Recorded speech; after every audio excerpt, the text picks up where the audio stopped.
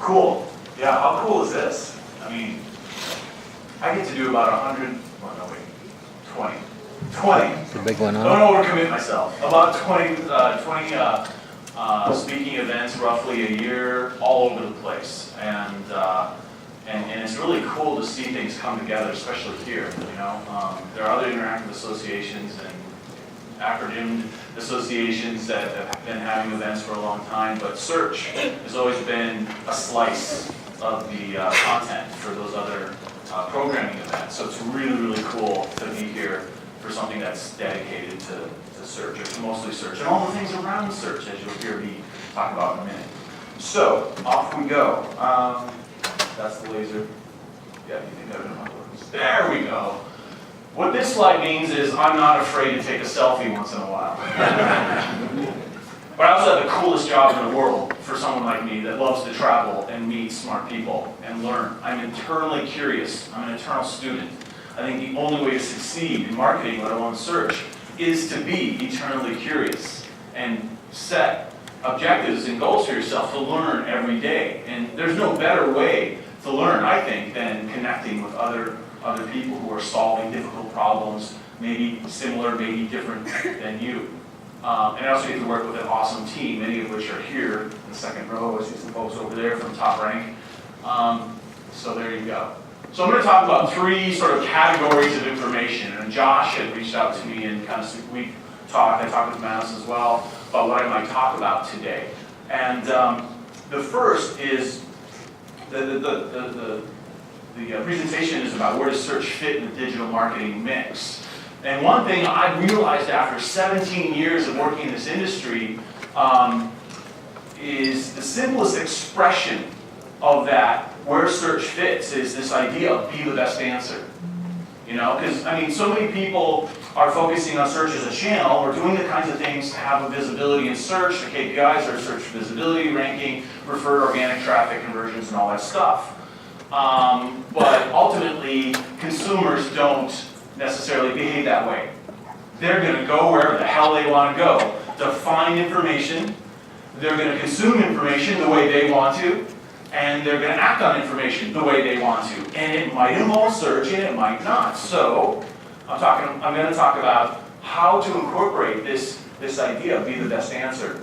And then I'm going to talk about a poll I did. I like to do polls for a lot of presentations. One of the fortunate things that I've been able to do is network with a ton of brand marketers. Consultants too, but a ton of brand marketers. So I talked to some major brands and some local companies about what they think digital marketing is and where search fits in the digital marketing mix. I'm also going to talk about some skills that search marketers really should take stock into to succeed in the future. I started as a, what did I start doing? I started making websites. I started selling websites in '96, selling templated websites in '96. And then I snuck into my supervisor's office during lunch and taught myself how to use front page. And then I started selling, without the owner knowing, websites. And he was cool because I was selling them for thousands of dollars, and then I had to go make them. Well, people started asking, how are we going to get traffic to these websites that you're selling us? And I'm like, that's a really good question. And a guy I worked with introduced me to the idea of search engine optimization, and that's kind of how that started. And so that journey has been really, really interesting over the years. And I've had a chance to change and evolve and really realize how to create a huge impact with minimal resources. I'm sure everybody can relate to this. I mean, who's got too much money to spend for your own marketing? We don't, you know, we have one marketer that's dedicated to Top Rank, and that's me. And it's interesting how that works, and I'm going to share some insights into that. So off we go. So I thought this was an interesting stat, if you will. This is from Accenture Interactive. CMOs predict that by that digital as an expense, as a forecast line item, will account for more than 75% of companies' marketing budget over the next 5 years. But the punchline is this: 79% don't think their company's going to be ready. They know what's going to happen. They know this is where consumers are going for information. And I think this is a massive opportunity for digital marketers. It's a huge opportunity, especially for people who understand the nature of search, the nature of what optimization means, continuous effort at improving performance. You get to exercise that with search engines, but the same principles that are successful in search can be applied to any other digital marketing discipline. And now is as good a time than any to break free of sort of the egocentric view a lot of folks have in the search industry and start applying the special skills they have elsewhere. Because guess what? A lot of digital marketers aren't doing that. They're not doing that at all. So a lot of this shift in perspective is this idea of being more customer-centric, right? Focused more on optimizing for customer experiences. I'm going to pick on this example because I know Jason is right over there. When I say experience, I'm talking about rather than just thinking about what are the most popular keywords someone might be looking for at the end of the buying cycle, right? And then creating content for every 50 derivatives of that phrase or that concept. Think about what the totality of the experience might be. Because not everyone just goes and search and transacts, right? Consumers expect not only to find what they're looking for, but they want to interact oftentimes, and they'll bounce around. And this is an interesting project that LinkedIn launched recently, the Sophisticated Marketer's Guide to LinkedIn. And so not only was this an ebook, but it was, and some people say repurposed, I like to call it personalized, because you're taking a core piece of content, a rock or a hub, a remarkable content object, whatever you want to call it, and you make derivative versions of it for different channels, right? And you expand your exposure. You're giving people information in formats that they prefer. And wherever they look, they keep running into that same message, a congruent experience. That's what I mean by optimizing for experiences. Now, the way I came to this conclusion, okay, I was taking keyword lists and creating, this is 97, 98 doorway pages. I was using web position gold. I don't know if anyone remembers that. And creating specific pages for Alta Vista, Lycos, Hotbot. Anybody know about those engines? And doing all that stuff. And the point at which I made a transition from just looking at search in this sort of, okay, what are people looking for? Can I optimize what I already have so that then they can find it and then act on it?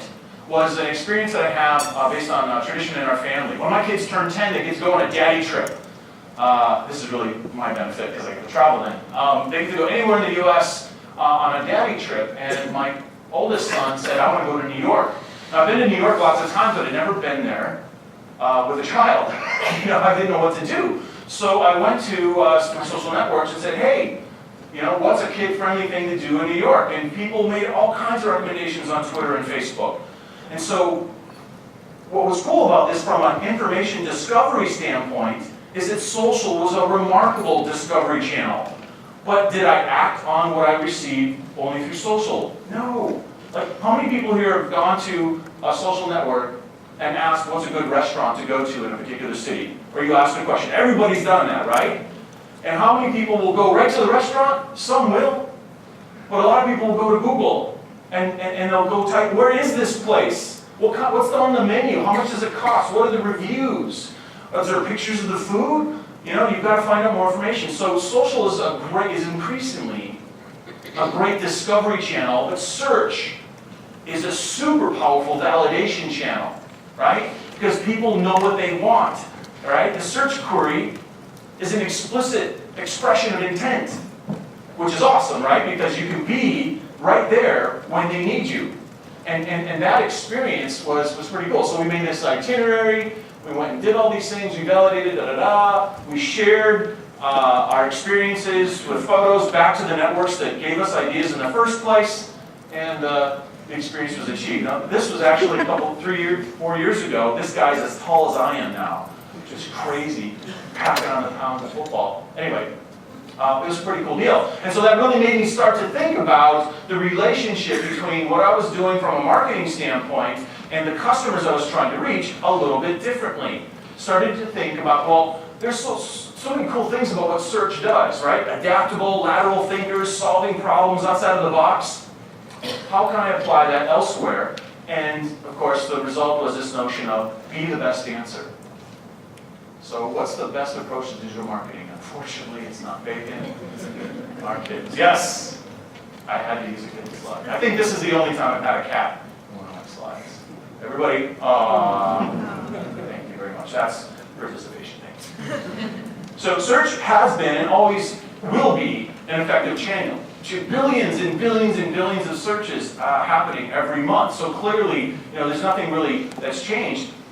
In the business press, of course, they're paying a lot of attention to social media and content marketing, and it's going to be something else. I know when I was doing some speaking events in Europe in last week, I guess. Programmatic. Everybody's talking about programmatic ad buying and all this stuff. And ultimately, search delivers. That's just really the best way to characterize it. And obviously things are a little bit different. There have been changes. There's a lot more focus on quality than quantity, more customer-centric in terms of, people using, actual questions as a search query. And then search engines like Google deploying Hummingbird as a way to anticipate the fact that people are searching differently, and it's taking into account the totality of the query, not just individual words, right?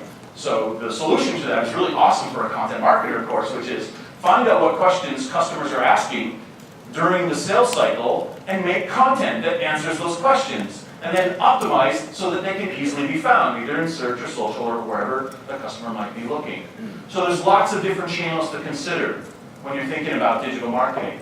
And I don't know how many people here, as a search marketer, are involved with exercises like identifying specific customer segments, right? Going to the point of creating a buyer or a searcher persona, that sort of thing. Not a lot of people say they do, but usually a lot of people aren't doing that. They're not really. They have a sense of who their best and worst customers are, because you don't want to optimize for your worst customers. But the buying cycle, the buying journey for a customer is going to be different according to things that they care about. And understanding what that buyer journey is essential for successful digital marketing.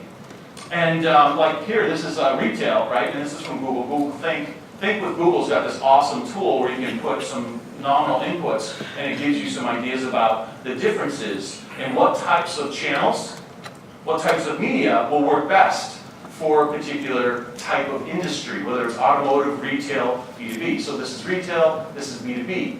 And you can see both paid and organic search straddle the line between assist interaction and a conversion or last interaction, right? And that's important to understand for your specific audience segments, for your specific customers, so you can optimize for them. Another stat I thought was interesting in terms of looking at multiple channels is from, where is this from? eMarketer. It's not from eMarketer, they reported it, but 82% of digital buyers prefer to research products from multi-channel marketers on the internet. They want to see information in multiple locations on the web. There's another study, multi-channel customer is worth 2 times a single channel customer.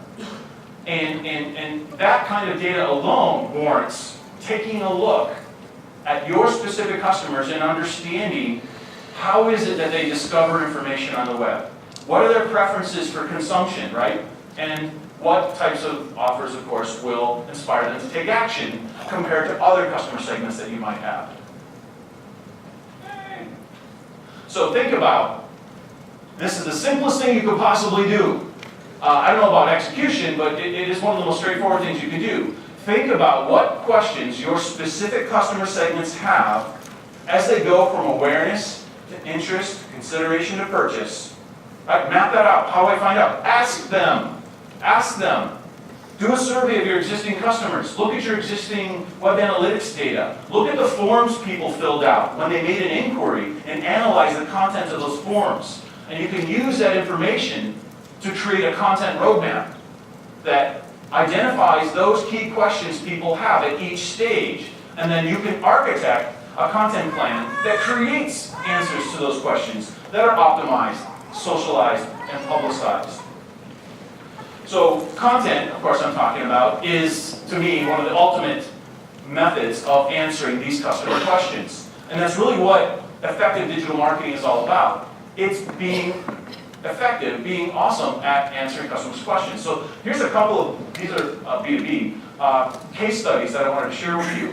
Logicalis is a HP value-added reseller.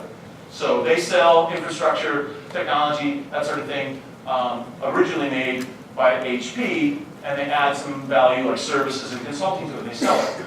They did a campaign using emails, a microsite, ebook, custom messaging from their sales team. So basically what happened is when people interacted with the ebook and they filled out some information, then the sales teams were actually able to send information out, customized to that interaction. Nearly $8 million in new pipeline revenue from that particular situation. SunGuard's IT operations support, very geeky, very nerdy. What they decided to do was a series of funny videos, very well produced, around the holidays. Basically, it was a guide on how to avoid all the work at your in-laws when you go there for the holidays by offering geeky tips like, oh, I brought my computer, I've got so much work, or and other goofy tricks. Anyway, at the end of the videos, there's a call to action to download a white paper. And you would think, really, white papers? I mean, who reads white papers? Apparently, 3,000 people wanted to read those white papers and became leads in just the first days of launching those videos. Another good example is Odden, based here, I believe, in part of United Healthcare. They use a mix of advertorials, display ads, email, direct mail, 23% conversion rate, 52 million. And this last example is one where Xerox partnered with Forbes magazine to create a digital magazine answering business leader questions. Questions about future directions in business, how to be successful in business. They targeted a fixed number of prospects for this. 70% of the companies they targeted were reached, 20,000 new contacts in their lead nurturing database, 1,000 appointments, and yeah, that's right, 1.3 billion in pipeline revenue from that one content marketing project. That's nuts. That is absolutely crazy. So, why am I sharing these with you? Because you usually don't see case studies with revenue, that's one thing. But the other thing, in fact, there's a blog post I just put up yesterday or the day before with 12 of these. The thing that they have in common, the thing that all these content marketing projects have in common, is that none of this content was created because of wanting to be a search asset. It had nothing to do with search whatsoever. So that's interesting. But here's the thing, here's the punchline for us, is that it's a massive opportunity. There's companies investing tens of thousands, millions of dollars in really elegant, sophisticated content marketing programs, and they don't even think about search, paid or organic. They think a little bit about paid amplification, but a lot of them aren't even thinking about organic SEO at all. And that is a massive opportunity. They're leaving millions of dollars on the table by not considering search, especially for campaigns with the start and stop. Those assets are still something that could serve marketing objectives indefinitely, really, right? So that's something I think is a really an opportunity that a lot of folks aren't realizing. As you talk to clients, I don't know how many people here are with agencies versus with companies, but as you talk with clients and you kind of network your way into other folks in the organization, you want to find out, are you doing any kind of media creation? What kind of other content creation are you involved with? Because absolutely there's an opportunity for search to get in there. So this is fundamentally the shift in perspective that has resulted in some amazing work for us, some really cool things that our clients have done, and that a lot of other companies are doing. So to boil it down, it's really understanding, it's taking a customer's perspective or buyer perspective and empathy with what the buyer experience is like. Again, mapping those questions out so you can deliver answers and be the best answer wherever it is, whatever channel they might be looking, whether it is a search engine or not, right? So I did a poll to kind of tap the minds of some companies to see what they thought about this idea of what is digital marketing. Because you see, I've noticed a lot, and I'm guilty of this too, a lot of search agencies have thrown SEO out and replaced it with the words digital marketing. But what does that really mean? And so I talked to some national companies, or some very large companies, also some local companies, as you can see in the logos here, and asked them a couple of questions. One was, And I have a post coming out with the details, and actually there will be 2 posts on each question coming out soon at marketingblog.com. How do you define, what does that mean? What does digital marketing actually mean to you? And Tammy from Vice President at IBM said, we're all digital marketers, right? Every tactic in marketing today is an element of digital. Yeah, okay, that's pretty straightforward. And Simon and England, who's been in search for a while, recognize this guy. Simon Heseltine from AOL. Basically, any way that we communicate and influence with our target audience through whatever technology or platform is meaningful. And then Kevin Green from Dell, I thought was very interesting because he used the word experience, and that's a big trigger word for me, right? I don't want to just optimize for visibility and connection. I want it to be an experience, because if you're not creating an emotional connection with your content, it's easy for you to get beat, whether it's in search results on the social web, in advertising, email, wherever. But Kevin says, digital marketing is the way in which an experience comes to life across channels, and all channels, and it helps us provide customers value and utility they're looking for at the right time, in the right place. Yes, that's digital marketing. So think about that. How does that apply to what you're doing? Maybe you already consider yourself a robust, full, both barrels digital marketer. Great, good for you. I would hypothesize a lot of folks aren't in that situation. Another question I asked them to get some insights into, obviously, our question here was, where does search fit? Where does search fit? And Amy, who was with Walmart and recently joined General Mills, came back home to Minnesota as a director of digital and social media, says search is a powerful integration play. So you're seeing this kind of thing happening with a lot of people who responded, in that they're using search data to inform other decisions like content creation.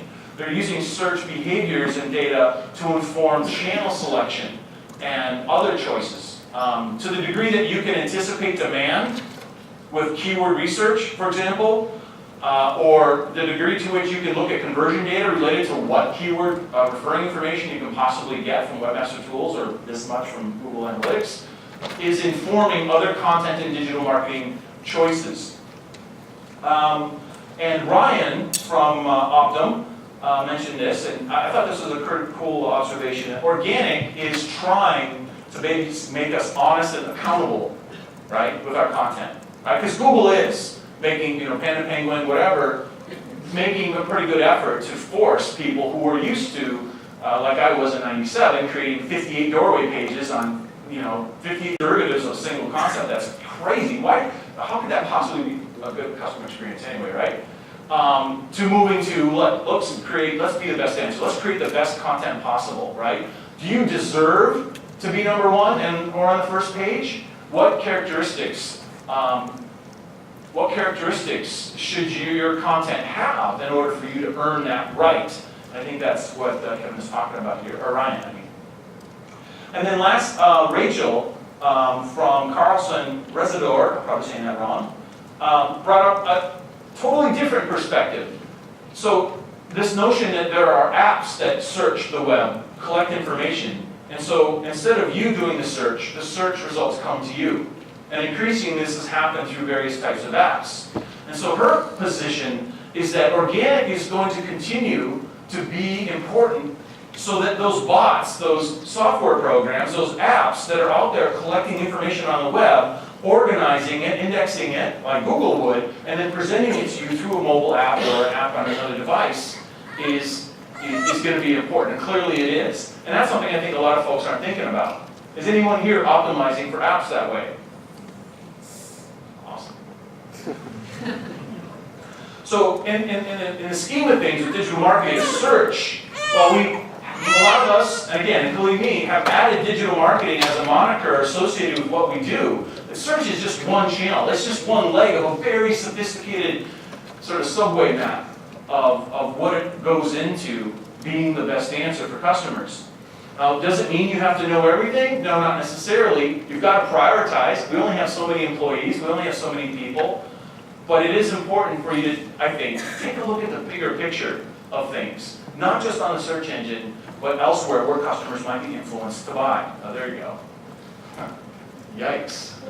I'd be scared to meet an agency that says they can actually do all that stuff well. You're like the Navy SEALs of marketing agencies. We'll tell you our secrets when we have to kill you. So the third section here is about, well, what can we do to position ourselves for growth, for success from a skills standpoint?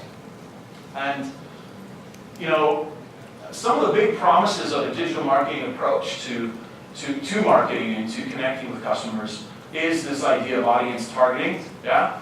I mean, we try to do it with search by anticipating what particular keywords are relevant for certain customer segments at different stages of the buying cycle, and that, again, that search query is an expression of intent. So we're literally targeting customers by anticipating what it is that they're interested in. But of course, audience targeting through paid search, through other channels, can be identified through surveys, through collecting conversion data, and so forth. Cross-channel integration, right? The ability to create an experience across channels. So if I'm looking for a dog collar, I type in dog collar. That's a crazy thing to search on, right? I have a dog. We got a dog recently.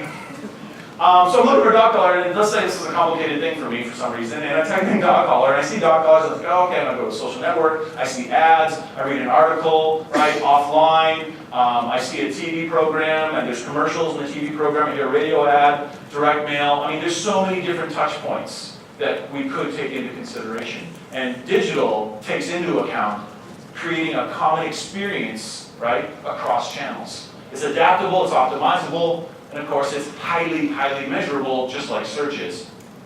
So, in terms of this perspective towards what do we need to know to be successful in a digital marketing world, I thought this quote from Avinash was pretty meaningful. He did a really cool post as a URL, 2015 Digital Marketing Rulebook. You can no longer be good at just one thing or two. It's a 10-thing world. In fact, the rest of this quote is maybe a 20-thing world soon. So raise the bar on yourself. You don't know enough right now.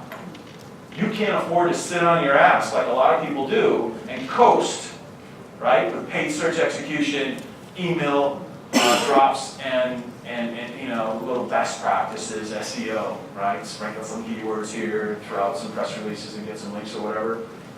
It requires a lot more intelligent cycle of optimization, right? We have a hypothesis about what works. It's informed by data because we surveyed our customers. We looked at conversion data. We put together a plan. We created content. We deployed it on channels where we anticipate those customers will be, and then we collect key performance information that will show us if we're on the right track or not. And ultimately, we count and measure conversions, and we use those insights to then come back to the beginning and reinforce our performance. So some of the specific skills I think are really, really important for digital is this notion of segmentation, right?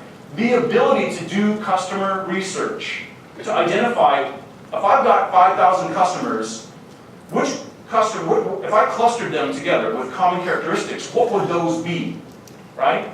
And you can go so far as to create a profile and create a persona if you want to. Personas are very, very convenient in terms of using them as inspiration for the storytelling that you'll do through the content you make, right? Because you're actually writing to that person. Buy cycle stories. What does that mean?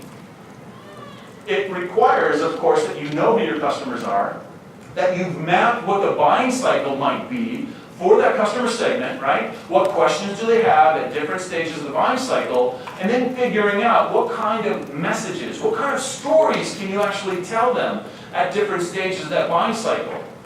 Then you optimize for keywords, right? Content planning, obviously, content creation and publishing, all the mechanics around content architecture, content organization and sourcing within your company, with industry experts and influencers, content amplification, anything to do with content. Content's the reason search exists, right? Otherwise, we'd still be just clicking links on Yahoo. And obviously measurement. So my attitude is if you're not growing in these skills, you're dying as a professional, as an individual, or even as an agency. If you're not moving the needle forward every single day somehow, right? You're not growing. You're not growing. Guess what? Your competition will be, or whoever it is that you have to think about is. So what about this? What about Google Glass? That's an insane high resolution photo. Or the Internet of Things, right? Google buys Nest. Nest buys Dropcam. Anybody have a Dropcam? So is there anybody here who's thinking about, Justin? Yeah, hi. Is anybody thinking about, Google Analytics information, right? And think about all the other kinds of information with these other devices. What do you do with that? If you're a marketer, is there an opportunity for you to use this kind of information in your marketing? And I think people are thinking about that. Whether you can have a nice big screen inside of a car like this, a self-driving car, where ads can be displayed in that 45-minute commute. Or I don't know what robots have to do. Boston Dynamics, or drones, actually internet connectivity, yeah. Operating systems in cars, yeah. It's all about the data. And I don't think there's so many direct opportunities for you to market in those channels, but I think if there's any opportunity to collect data to better understand human behavior, there could be some opportunities, And I don't think this is the thing to worry about so much, but it's definitely mobile. Mobile, clearly. I think Google could be characterized as all in on mobile for sure, because customers are all in on mobile, right? It's the first screen. More people have mobile devices than toothbrushes, I think is one of those crazy statistics out there. Stay away from those people. So understanding the totality of the customer experience is absolutely essential for skills, effective skills as a digital marketer. And that's making sure that it's a common experience across channels, and that they're using the resources available to you, whether it's paid, owned, earned, shared media, to reach those customers when it matters. Yeah? And to me, this is an example where I try to bring search experience and perspective into a digital marketing context, and that's the idea of, and the way that Google looks for signals of credibility, for organic visibility, into something a little bit unpaid, that's what we can do as a marketing approach, right? So this is where we're using public relations, we're using media relations to get industry visibility. Let me back up. If I understand what my customers care about, these are the topics they need to know in order to feel really good about buying from my company. I'm going to talk to frontline customer service people, salespeople, look at conversion data, I'm going to collect information that really tells me what they want to know in order to buy from me. And then I'm going to create content about those things. And I'm going to go write blog posts. I'm going to go to industry publications and see if I can get stories written about our company about those things. Does this make sense? Anywhere they might be looking. So I'm going to use advertisements, absolutely. I'm going to use email. But I'm also going to try and get as much owned media or earned media as possible, right? I want to earn it. I want to achieve it. And so that wherever they look, there's a signal of credibility that convinces that customer, that buyer, that we are the best answer. This is the kind of stuff that we're doing with our agency, with blog as the center of our hub. Content Marketing Institute is an organization you would think, they're about content marketing, so they should be doing some cool stuff with content. Yes, they are. Everything from podcasts to a conference, Content Marketing Awards, physical books. They actually publish other people's books. They have a print magazine. They have an awesome website. Twitter chats. Did I miss any? Oh, and of course columns in industry publications. That is a sweet spot right there. And Forbes apparently will take just about anybody. So they're still credible. Try and get a column in Forbes if you can. And we work with Content Marketing World, the conference, to do things like these conference ebooks, right? Where we're co-creating, or I call participation marketing, we're co-creating content along with industry influencers. So they have an incentive to promote the thing that we made together. And what that means for search, of course, is that it's being promoted and it's being linked to and referenced all over the place using a variety of phrases relevant to what it means, right? So it's not this exact match silliness that often happens with link building in the days past, but it's a nice, diverse, organic collection of references. That's what happens when you co-create something together with a bunch of different people, right? It's got to be awesome, though. It's got to be great. It's got to answer questions. It's got to be infotaining, right? Interesting and informative. What that means for social, of course, is that you have these people who are authoritative for the thing you want to be known for. And Content Marketing World wants to be known for content marketing, so we have thought leaders that are really well known, and they're out there on the social web mentioning Content Marketing World, using a variety of expressions related to content. And I encourage you, this is one of the most straightforward, it's not always easy to do, but it's one of the most straightforward things you could do to tap into this kind of amplification, and that is to co-create content. I think we're going to see a lot more of this. You can co-create with your own customers, you can co-create with your employees, you can co-create with industry influencers. Measurement.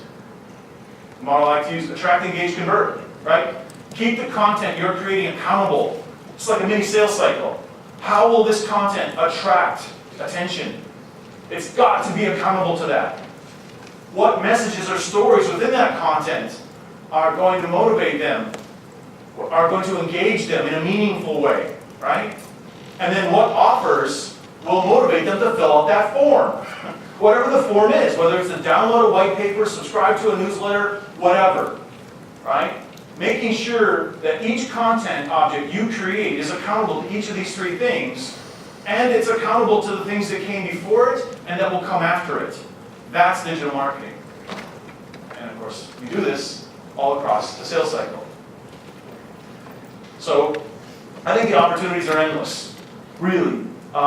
There's a ton of, just so many different opportunities for someone who has, been blocking and tackling, has been in the trenches with figuring out all the technical problems in search, all the messaging and organizational problems in search, whether it's paid or organic, and can apply those means of problem solving, data collection, hypothesis, deployment, and continuous refinement. That is someone I would want to hire, right? For a digital marketing position. And I think a lot of people have unrealized talent that are in the search marketing community. That's kind of the takeaway, that's the message here.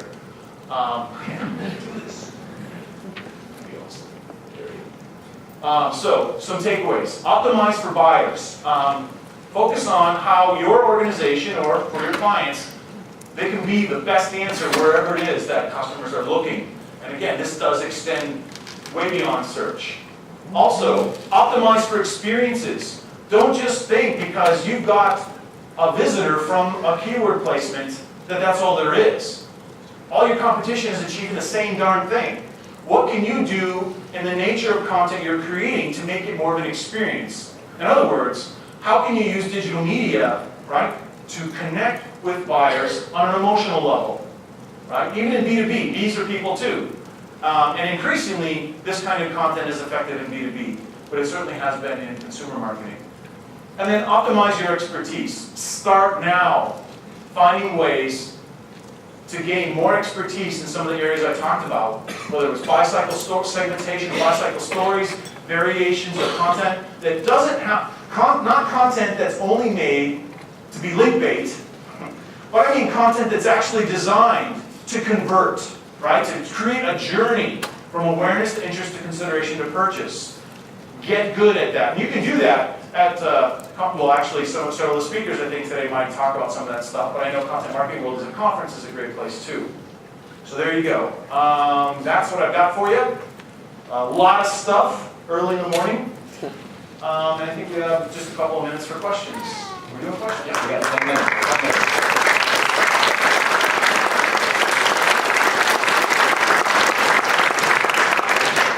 Can you go back a slide?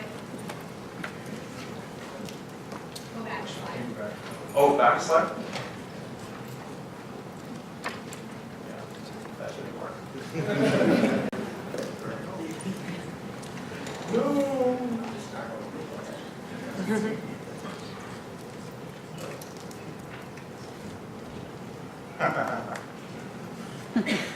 Well, that was an easy question to answer, I guess. Any other questions?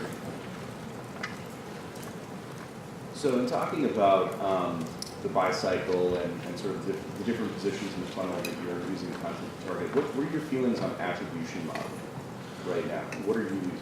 So the question is, when taking into consideration different stages of the buying cycle, what's my perspective on an attribution model? I think that the slides that I had up there from Google Think that showed this assist and last touch would answer for me. That in other words, I look at just about everything leading up to as as an assist and calculating the percentage of contribution to conversion and kind of modeling it that way.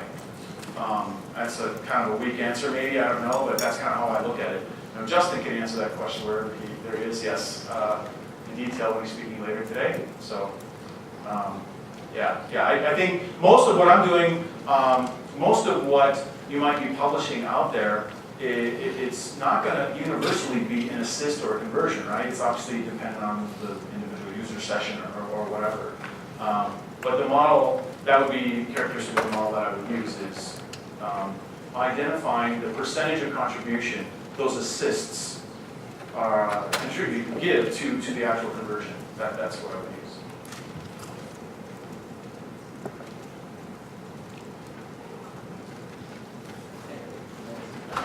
Hey, I'll just talk. So you talked about learning more about the consumers, and I think that's something that we all really need to be focused on. What would be your favorite ways to learn more about your consumers? And I think pop is obviously an obvious answer, but what else? So what are some great ways to learn more about your consumers? A starting point for me would be looking at analytics data, looking at conversion data, and looking at any form data you might have. If you're deploying the kind of content or programs that capture, information, like gated content, for example, obviously there's some simple information you can capture there. But then there are open forms that allow people to express what it is that they're interested in. That's a great opportunity right there. The text area of an inquiry form can reveal all kinds of information. If you can extract that, if you have 100 forms that were filled out, and you can go ahead and analyze that form data, you can actually start to see some trends. If you overlay that over time, overlay that over other performance data, you can get an idea from a trend standpoint what it is that people are concerned about. You could look obviously at internal search, as people do. If your internal search is logging queries, you can get insights there. You can get panel data from third-party providers that I'm having a brain cramp on who those are, but third-party provider, God, come on, someone knows. Quantcast and those types of, Compete, yeah, probably Compete. The third-party data providers. Also, any platform that sells advertising will usually give demographics information. So if I know that I'm getting a lot of referred traffic from YouTube or some other really popular websites that sell advertising, I'm going to look at the quantity and interactions from that data, and I will overlay it with some of the demographic information that they provide when they're trying to sell ads to me. Does that make sense? So I'll go look at YouTube ad sales stuff and go, oh, demographics are this, That's very simple, right? Very, very high-level stuff. But I think it's a combination of those sources that's actually going to give you some value. Yeah. But ultimately, 4C pop-up surveys or some other, I'm sure there's WordPress plugins that do this that randomly pop up and ask people questions on your website. You can do that. But I think it really is a combination of those things, but also talking to your customers. So I think what you're talking about constantly developing, I love that. You don't know anything, right? So what do you recommend that folks do to make sure that their teams stay current? Do you do that? Do you have a program internally that's offering where it's structured for it? I think we do a C+ job of that. I would like to do a much better job at that, but we don't. I need to get staffed for that. You know what I mean? That's what I'm asking. I'd like to do better. Yeah. So the thing to do is, so what I'm doing and what I'm contributing to that is constant experimentation. I am free to do, and I have a website or two that are popular enough that I can get qualitative data that I can go experiment on. I have a network that I can go experiment with in terms of like the whole notion of participation or co-creation of. I'd never heard of that in that way 3 years ago. Thought I experimented with it at Content Marketing World, and now we're doing it with lots of different situations. So if you can have someone in the organization whose answer is to experiment, if you can allocate time, a small percentage of many people's time, or a dedicated person, which of course is unlikely because they don't make you any money directly, is to try and organize some kind of continuous experimentation and bring those real data, real first-hand data experiences back to the team. The other thing, and one thing that we do, we used to do a lot more, was getting account people or different folks that specialize in different areas of your company meeting together to talk about common problems that they have and what they're doing to solve them in terms of a knowledge transfer type of thing. Obviously, there's third-party education opportunities at conferences and that sort of thing. But for me personally, the single best source of getting smarter is experimenting and using that firsthand data from acting on your hypothesis to see whether it's working or not. That has been the best. Yeah, that's good. I don't want you to answer. It's kind of a little bit of a plug, but going back to your last question about consumer information, I love your answer on website surveys. They're fantastic. Has anyone ever used Google's consumer surveys? Oh, yeah. Yeah, so there's only like a handful. So that's a product where you can run a survey across the entire internet, and you can collect thousands of answers to any type of question you might have. So if you're experimenting with package information, you could show people on the internet the two variations you might have and get their feedback. Or you can ask them a question, like I've used it for simple things like, how much do you tip a taxi, right? And like what happens is publishers use that question as a paywall to content on their website. And so any question that you might have about a brand or about a specific feature of a product, it's an invaluable tool to get lots of data really quickly, and then it's segmented by demographic information, household income, all sorts of stuff that you can use for analysis. So Awesome. it's a great tool. That's a great suggestion. Thank you. Any other questions? You talked a lot A about... marketer with a beard, right? Yeah, I'm just saying, we got a Facebook group, marketers with beards, women are welcome to our so you talk about gathering data and all of that to kind of identify your buyer. And you also talked earlier about how a lot of people say they're creating personas, but they're not really doing it. There are a ton of tools out there to help you do that. Do you recommend any of those tools, or what do you recommend besides just gathering data and developing? I think you'd find it if you Googled it. There's Ardith Albee, who is an amazing B2B marketer, absolutely amazing. Actually, she used to be based here in Minnesota. She partnered with an agency to create this really cool buyer persona tool. And I think if you just Google the phrase "good buyer persona tool," you'd find it. That's something I would highly recommend people to start with, so they can start to understand what some of the inputs might be for developing a qualitative buyer persona for your customers. Outside of that, it's smart data analysts and people in your company that can collect and cluster information and then translate, an archetype, common characteristics into humanize it, I guess, basically, as far as persona. The other thing I would say about persona identification and creation is that's something that's got to be maintained. The web is dynamic, and so are consumer behaviors dynamic. You don't just create a buyer persona and then go, okay, that's our persona, that's what we're going to create content against for the next year. Now, you got to keep coming back. So you've got to find those data sources and keep revisiting them to see if anything has changed. Because it could even be as much as something as simple as seasonality. Or there could be something in pop culture, or there could be a fundamental change in the nature of who your audience is. So make sure you maintain those personas after you create them. That's it. No, that's it. Okay, thank you very much. Thank you, everyone.